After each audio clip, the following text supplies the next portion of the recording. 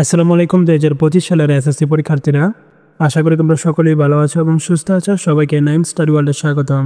আজকের ভিডিওটিতে আমরা এমন একটি প্রসেস নিয়ে আলোচনা করব, যে প্রসেসটি তোমার জানা থাকলে তুমি নিজেই তোমার এসএসসির ফলাফলটি নির্ণয় করতে পারবে। অর্থাৎ আজকের ভিডিওটিতে আমরা দেখব তুমি কিভাবে নিজে তোমার এসএসসির ফলাফলটি তৈরি করবে।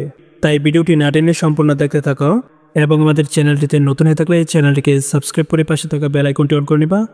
আর যদি ইতিমধ্যেই সাবস্ক্রাইব করে থাকো তাহলে থ্যাংক ইউ সো মাচ। তো চলো এখন কথা না বাড়িয়ে মূল বিষয়টি নিয়ে আলোচনা করা যাক। এসএসসিতে কিন্তু তোমাদের টোটাল 10টি বিষয়ের পরীক্ষা অনুষ্ঠিত হয়েছে। বিষয়গুলো হচ্ছে বাংলা, ইংরেজি, গণিত, ধর্ম, আইসিটি এবং 4টি হচ্ছে তোমাদের গ্রুপের সাবজেক্ট এবং বাকি একটি হচ্ছে তোমাদের অপশনাল সাবজেক্ট। গ্রুপ সাবজেক্ট কোনগুলো সেটি বোঝানোর জন্য আমি বিজ্ঞান বিভাগের বিষয়গুলো বলছি।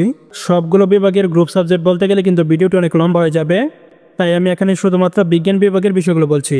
বিজ্ঞান বিভাগের গ্রুপ সাবজেক্টগুলো হচ্ছে পদার্থ, রসায়ন, জীববিজ্ঞান এবং বাংলাদেশ ও বিশ্ব পরিচয়, এবং অপশনাল সাবজেক্টটি হচ্ছে উচ্চতর গণিত। এসএসসিতে টোটাল 10টি বিষয়ের পরীক্ষা অনুষ্ঠিত হলেও গ্রেড নির্ণয়ের ক্ষেত্রে কিন্তু 10 দ্বারা ভাগ করা হবে না। গ্রেড নির্ণয় করার সময় কিন্তু 9 দ্বারা ভাগ করা হবে। তার কারণটি হচ্ছে গ্রেড নির্ণয় করার সময় কিন্তু অপশনাল সাবজেক্টটাকে কাউন্ট করা হয় না। অপশনাল সাবজেক্টটি হচ্ছে এমন একটি সাবজেক্ট যেটিতে তুমি ফেল করলে কিন্তু তোমার কোনো সমস্যা হবে না, কিন্তু যদি তুমি ভালো নাম্বার তুলতে পারো তাহলে সেই ক্ষেত্রে কিন্তু তোমার টোটাল গ্রেড পয়েন্টের সাথে এটি যোগ হবে। অপশনাল বিষয়ের নিয়ম হচ্ছে তুমি অপশনালে যত গ্রেড পাও সেখান থেকে 2 বাদ দিবে এবং বাকিটা কিন্তু তোমার টোটাল গ্রেডের সাথে যোগ করে দিবে। অর্থাৎ যদি তুমি অপশনালে A+ পাও, A+ পাওয়ার কারণে কিন্তু তোমার গ্রেডের মান হচ্ছে 5, তাহলে সেই ক্ষেত্রে এই 5 থেকে কিন্তু 2 বাদ দিবে এবং বাকি কিন্তু তোমার টোটাল গ্রেডের সাথে যোগ করে দিবে। এটি মূলত অপশনাল সাবজেক্টের সবচেয়ে বড় সুবিধা। গ্রেড নির্ণয় করার সময় ভাগ করা না হলেও অপশনালে তোমরা যত গ্রেড পাবে সেখান থেকে 2 বাদ দিয়ে বাকিটা কিন্তু তোমার টোটাল গ্রেডের সাথে যোগ করে দেবে। আশা করি অপশনাল সাবজেক্টের বিষয়টি তোমরা বুঝতে পারছো।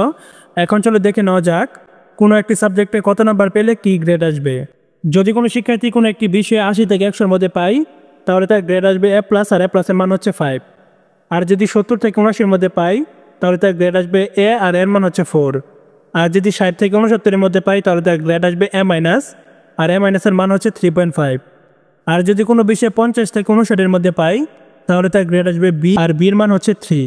আর যদি কোনো বিষয়ে 40 থেকে 49-এর মধ্যে পাই তাহলে তার গ্রেড আসবে C, আর C এর মান হচ্ছে 2। আর যদি কোনো বিষয়ে 33 থেকে 39-এর মধ্যে পাই তাহলে গ্রেড আসবে D, আর D এর মান হচ্ছে 1।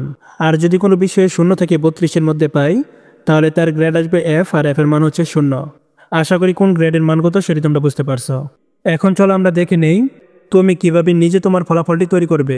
সেটি আমি এখানে একটু উদাহরণের মাধ্যমে দেখিয়ে দিচ্ছি। তোমরা প্রথমেই এভাবে তোমাদের সবগুলো সাবজেক্ট সাজাবে এবং তারপর তোমরা কোন সাবজেক্টে কত নাম্বারের মতো পাবে সেটি তোমরা এখানে লিখে ফেলবে, এবং সেই সাথে তুমি যে সাবজেক্টে যত নাম্বার পাইছো ওই নাম্বার পেলে কি গ্রেড আসবে এবং ওই গ্রেডটির মান কত সেটিও কিন্তু তোমরা লিখে ফেলবে।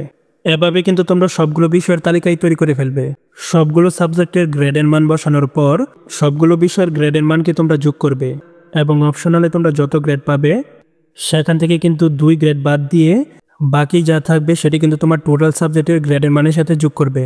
এখানে যদি আমরা 9টি বিষয়ের গ্রেডের মান যোগ করি তাহলে কিন্তু দেখতে পারবো আমাদের টোটাল গ্রেডের মান হয়ে দাঁড়াইছে 42, এবং অপশনালে A+ পাওয়াই 5 গ্রেড থেকে 2 বাদ দিলে বাকি 3 কিন্তু থেকে যাবে। আর এই 3 কিন্তু আমার 9টি সাবজেক্টে পাওয়া টোটাল গ্রেডের মান, অর্থাৎ এই 42-এর সাথে কিন্তু যোগ করা হবে।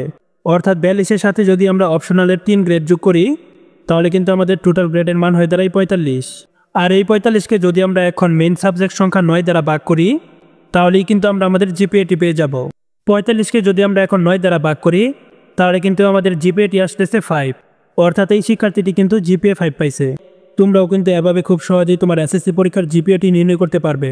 প্রথমে তোমার 9টি সাবজেক্টের গ্রেডের মান যোগ করবে এবং তারপর তুমি অপশনালে যত গ্রেড পাবে সেখান থেকে 2 বাদ দিবে এবং বাকিটা কিন্তু তোমার 9টি সাবজেক্টের গ্রেডের মানের সাথে যোগ করবে, এবং তারপর টোটাল গ্রেডের মান যত হয় সেটাকে তোমরা 9 দ্বারা ভাগ করলে কিন্তু তোমরা তোমাদের জিপিএটি পেয়ে যাবে। আশা করি তুমি কিভাবে নিজে তোমার এসএসসি পরীক্ষার ফলাফলটি বের করবে সেটি তোমরা বুঝতে পারছো। আজকের ভিডিওটি এ পর্যন্তই, আবার দেখা হবে পরবর্তী ভিডিওতে। ততক্ষণ পর্যন্ত সকলেই ভালো থাকবে এবং সুস্থ থাকবে। আল্লাহ হাফেজ।